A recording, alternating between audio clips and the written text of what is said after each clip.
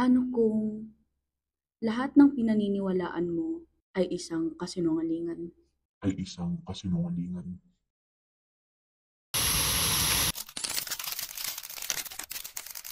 Ano sa tingin mo ang sitwasyon ng media sa Pilipinas?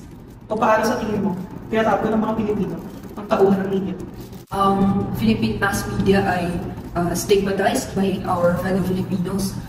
Lagi silang nababansagang bias ng ating mga kapwa Pilipino na nag-uulat lang manon ng balita na pabor sa mga politiko o iba pang mga taong pinaninindigan nila. Sa Pilipinas, ang mga journalist ay nakakaranas ng pagbabanta, mananakot at higit sa lahat pagpatay.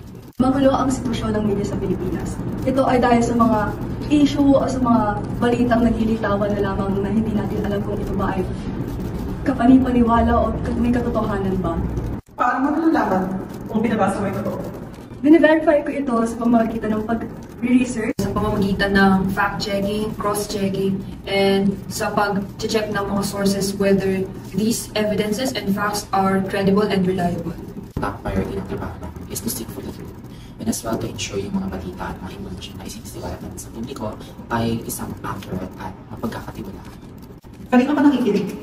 Kanina ka naniniwala? Sa mga taong may alam.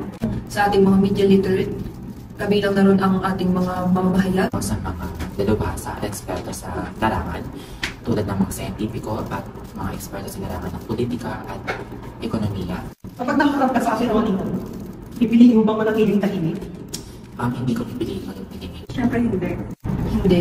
Pagpuliin ako na makapagbigay ng mahalagang impormasyon sa tao upang makagawa sila ng tamang desisyon sa buhay. Isa lang tong senyales ng pagiging mahina bilang isang media literate at nagiging sanhi pa ito mismo ng pagpapalaganap ng maling impormasyon at para na lang din natin pinatunayan na ako bilang mamahayag ay walang silbi ang trabahong sinumpaan ko.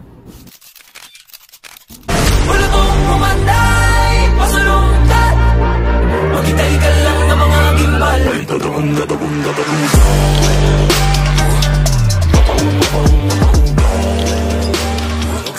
Kaya nga sa katotohanan, mataas sa realidad. Wala kong pumatay, pasalungkat maghintay ka lang ng mga gimbal.